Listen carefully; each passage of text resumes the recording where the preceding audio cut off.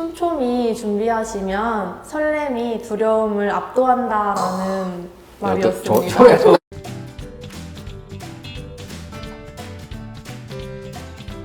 축하합니다.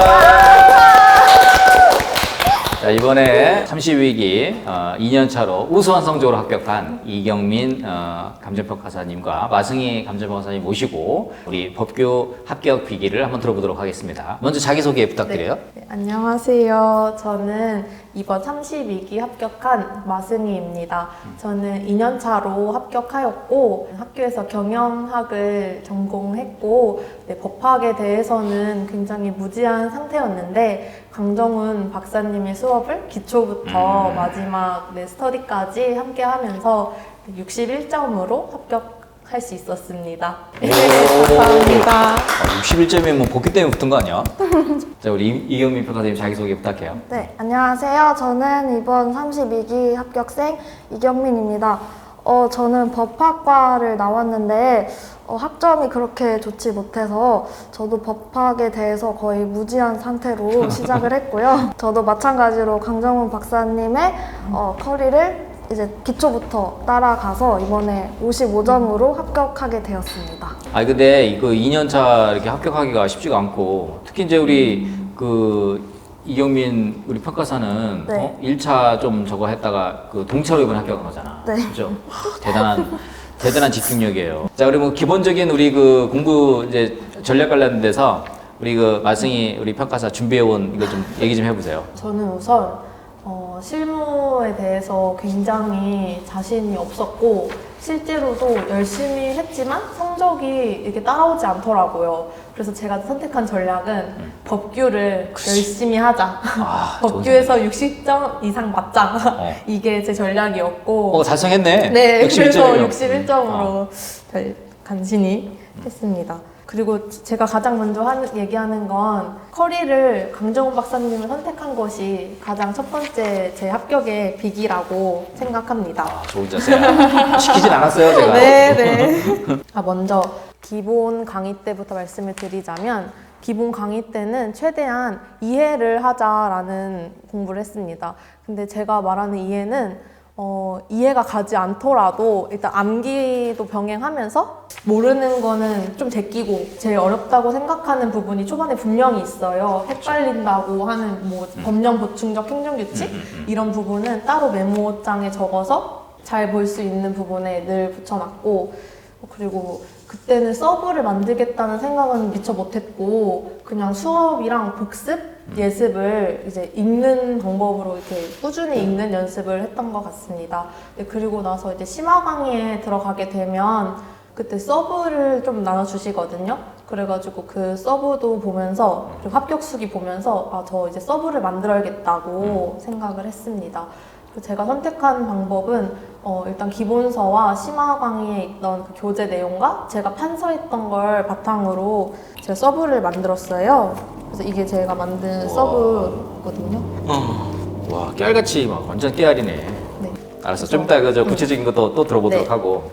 우리 이경민 평가사는 1차 이렇게 좀 잘 안 돼가지고 네. 다시 이렇게 했다면서. 네, 그러니까 제가 처음에는 동차를 목표로 이제 19년 6월부터 준비를 했거든요. 그래서 1차는 뭐 다들 막 3개월 컷 막 이러니까 저도 1차 뭐 3개월이면 하겠지 약간 자만심 나름 자만했구먼. 네, 좀 약간 그래가지고 되게 얕봤었던 것 같아요. 그러다가 이제 큰 코를 다친 거죠. 그래서 이제 1차를 떨어지고 이거 엄마가 보면 안 되는데 강 박사님이 1차를 떨어져도 이제 부모님한테는 붙었다고 말해라 라고 저는 그 강 박사님의 말을 따라서 최종 합격의 목표잖아. 네. 잘했어. 배수의 진을 치고. 그래서 저는 친구들한테도 다 1차 붙었다고 그랬었거든요. 좋았어. 그런 자세. 자기 체면이 되게 중요한 최면을 건 거죠. 내년에는 어차피 뭐 붙을 거니까 내년에는 붙겠지. 약간 이 마음으로. 그렇지. 그때 1차가 너무 어려웠어요, 맞아요.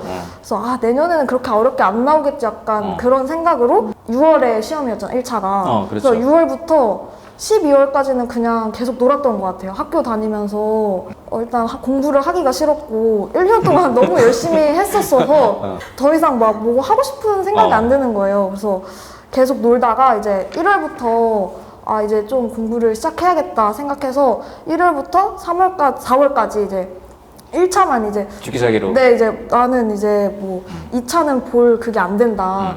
내 주제에 무슨 2차를 하냐 이 생각을 해서 그냥 1차만 계속 했고요.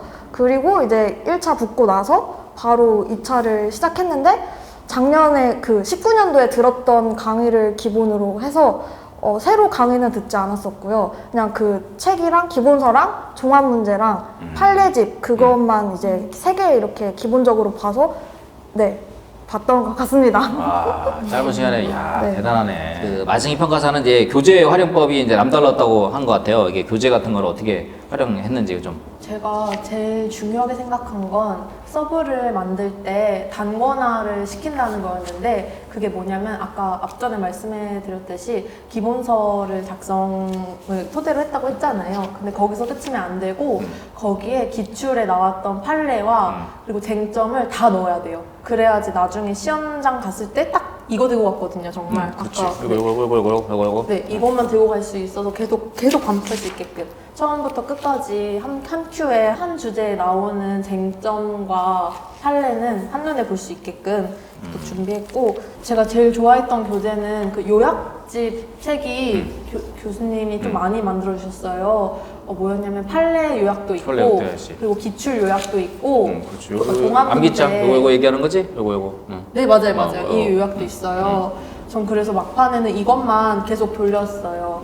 그리고 좀 이해가 안 된다고 했던 것들은 교수님 하신 목차대로 거의 다 외웠고 그 목차집 어떻게 썼냐면 종합문제 요약집은 한 40일 전부터 300점씩 계속 목차를 잡았고 그리고 30일 딱 그 한 달 남았을 때는 하루에 시리버 100점, 100점, 100점씩 실제 시험처럼 풀었습니다.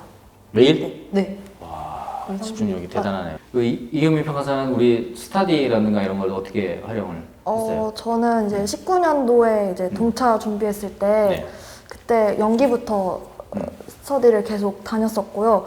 그때 연기할 때 제가 그 법규를 쓰고 있었는데 강 박사님 기억하실지 모르겠는데 저한테 동차 준비하냐고 하면서 문제집 부동산학원론 그 책을 주시면서 사인을 해주셨거든요. 그랬구나. 네, 그거를 제가 이제 집에 부적처럼 놓고 고마워요. 있어. 그래서 연기부터 이제 계속 했고 1차 보기 전까지 그렇게 해놨었고 약간 그때 공부를 많이 해놨던 게 이제 올해 많이 놀았는데도 좀 간신히 붙을 수 있었다고 생각을. 아니, 관시부터 열심히 해가지고 55점이면은 커트라인 47점인데 실점 8점 더 맞은 거잖아. 8점 더 맞았으면은 그 실무 가랑만 너무 무조건 붙는 거였는 건데요. 뭐 대단한 집중력입니다. 그렇죠?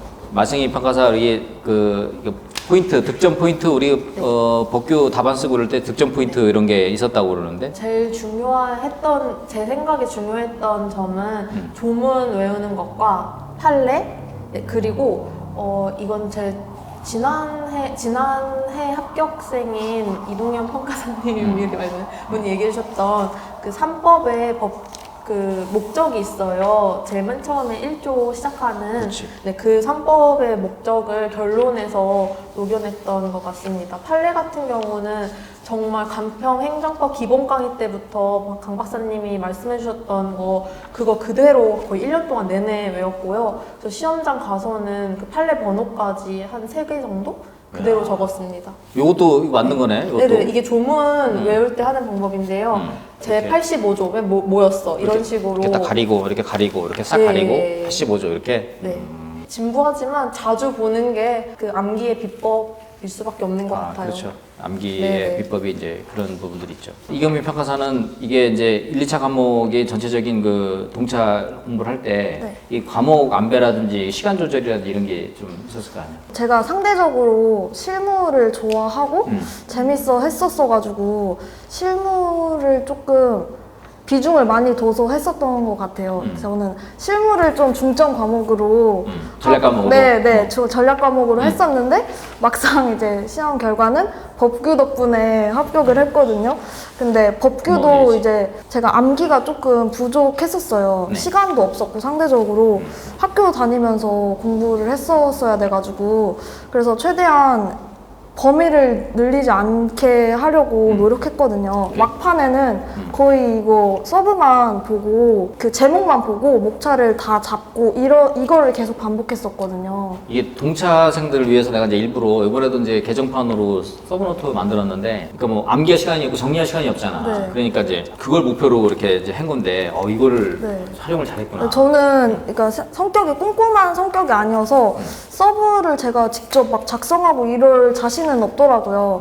그래서 서브 그냥 합격생분들 거 받아서 해야 되나 약간 이 생각을 하고 있었는데 그때 마침 이거 합격생분 그 작성하신 거 토대로 이거 해주셨다고 해서 이것만 진짜 계속 봤던 것 같아요. 막바지에는 계속 이것만 계속 반복하고 그랬었던 것 같습니다. 이제 답안 구성하는 거 이런 거는 어떻게 했어요? 초반에 그 연기 스터디, 일기 스터디 할 때 이제 제 거 쓰고 그 강사님이 쓰신 답안지나 그 베타? 베타 답안이 있어. 네, 두 분 다 붙었어, 베타 답안. 진짜요? 그 분들 거 보면은 좀 박탈감과 자괴감이 이루말할 수 없거든요. 아니, 같은 수험생이었어. 왜냐면 네, 문장력이 좀 다르고 그리고 목차는 짜지만 그 안에 암기한 그 질이 좀 달라요. 당연하지. 그 친구, 우리 엄세민 평가사하고 박기성 32기 합격했는데 그 친구들 두 명. 근데 이 친구들은 이제 일주일 전에 미리 내가 문제를 주고, 그거를 미리 이제 책이나 이렇게 해서 해가지고 타이핑 해가지고 한 거니까 당연히 그거는 그냥 막 쓰는 사람하고는 다르지. 당연히. 그래도요, 그래도. 그리고 박사님이 엄청 꼼꼼하게 목차 잡아주시잖아요. 그렇죠. 근데 저는 빈틈이 구멍이 숭숭 나 있는 거예요. 그래서 그때 그걸 어떻게 해야 되나. 그래서 이게 내 머리로는 A부터 Z까지 다 가져갈 수 없다. 포기할 거 하고. 네, 그래서 제일 중요하다고 강평 때 말씀해 주시잖아요. 그거를 반드시 일요일 날에 정리를 했어요. 그 정리한 거는 이제 이렇게. 내가 정말 외울 수 있겠다 싶은 이건 스터디 요거만? 정리입니다. 그래서 스터디를 또 따로 정리를 했고 이 문장 그대로 이만큼은 내가 시험장에 쓰자. 갔을 때 쓰자. 이런 문제 비슷한 문제 나오면 나 무조건 이렇게 써야지 라고 외웠던 것들입니다. 이현 평가사는 답안 작성하고 이제 복습하고 이런 건 어떻게 하셨어요? 올해 스터디에서 3기, 4기만 다녔었는데 제가 항상 답안지를 다 못 채웠었거든요. 네, 암기량도 부족하고 막 이랬어가지고 근데 막 저는 좀 자신감이 좀 그래도 시험장 가서는 쓸 수 있겠지? 약간 이런 막연한 생각이 좀 있었어가지고 제가 일일비 하지 않고 그냥 여기서 나온 거는 다 외워서 시험장 가서만 다 쓰면 되지 약간 이 생각으로 그거 중요하지. 네. 등수는 보니까 여기 네. 뒤에서 내 등수 찾으면 이렇게 써있구만. 네네. 항상 저는 스터디 이제 등수 찾으면은 앞에서부터 안 봐요. 뒤에서부터.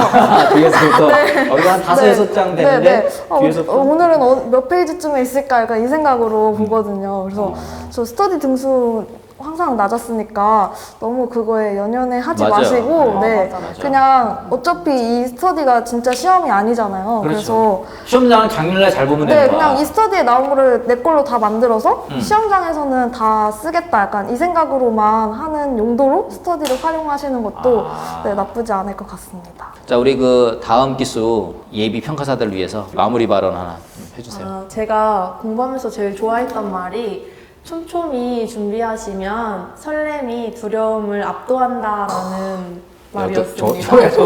적어야겠다. 야, 적어야겠다. 촘촘히 준비하시면. 나중에 가르쳐줘. 문자 찍어줘. 그래서 정말로 한 시험 일주일 전에는 빨리 시험 보고 싶더라고요. 너무 좀 힘들기도 했지만 나 지금 보면 붙을 수 있을 것 같은데 약간 자신감도 많이 올라왔던 것 같아요. 그래서 그거는 정말 강정은 평가사님과 다른 서울법 선생님들이 하라는 거 하시고 하지 말라는 거 하지 마시고 네, 그래서 열심히 중요하지. 준비하시면 정말 그대로 합격 언제든지 하실 수 있을 겁니다. 선생의 역할은 사실은 뭐 이렇게 범위를 좁혀주고 이렇게 네, 가지치기를 맞아요. 해주는 거거든요. 근데 우리 마승희 평가사가 처음에 이제 우왕좌왕 했는데 네, 야 맞아요, 이렇게 맞아요. 착착착 정리하고 야 답안 이렇게 하고 치고 이렇게 해가지고 이렇게 가이드라인 잡아서 이렇게 단시간 내에 이렇게 될 수 있게끔 했던 거는 본인이 사실은 잘 따랐던 거지. 뭐 말 안 들은 사람은 어쩔 수 없었는데 본인은 되게 말도 잘 듣고 최선을 다해서 이렇게 한 거가 아마 좋은 결과의 뭐 비법이 아니었나 생각들어요. 우리 그저 이경민 우리 평가사님, 우리 후학들에게 일단 뭐 어떤 강사님이랑 어떤 커리를 타겠다고 결정을 하셨으면 그냥 그거를 믿고 쭉 가셨으면 좋겠고요. 괜히 막 누가 이거 듣는데 하면서 우왕좌왕 하시면은 좀 수험 기간이 길어질 수도 있다고 생각을 해요. 그래서 그냥 자신을 믿고 그냥 계속 정진하시면 될 것 같습니다. 여튼 이렇게 기른 외줄기 남도 300리로 해가지고 이렇게 뭔가 목표를 정해서 이게 쭉 이렇게 정진한다는 게 좀 쉬운 일은 아닌데 두 분 이렇게 짧은 시간에 이렇게 합격을 할 수 있었던 것은 결국 이제 본인들의 어떤 끈질긴 노력이랑 그죠? 이렇게 또 배수해진 자세, 그죠? 이런 것들이 이렇게 자신감, 합격의 원동력이 아니었나 싶습니다. 오늘 귀한 내주신 두 분 너무 감사드리고 앞으로도 훌륭한 감정평가사로 또 이 다음에 또 좋은 배우자 만나서 결혼해서 행복하게 또 잘 살기를 바라는 마음 네. 하고요. 앞으로 우리 공부하는 우리 그 예비 우리 합격 수험생들이 감정평가사 분들이 이렇게 좋은 이렇게 좋은 말씀 이렇게 잘 이렇게 새겨 드시고 또 이렇게 참고하셔서 내년도에 꼭 이렇게 합격할 수 있는 그런 여러분들이 토대를 잘 마련하시면 좋을 것 같습니다. 오늘 우리 인터뷰 마치도록 하고요. 우리 큰 박수로 우리 마치도록 하겠습니다. 고맙습니다. 감사합니다.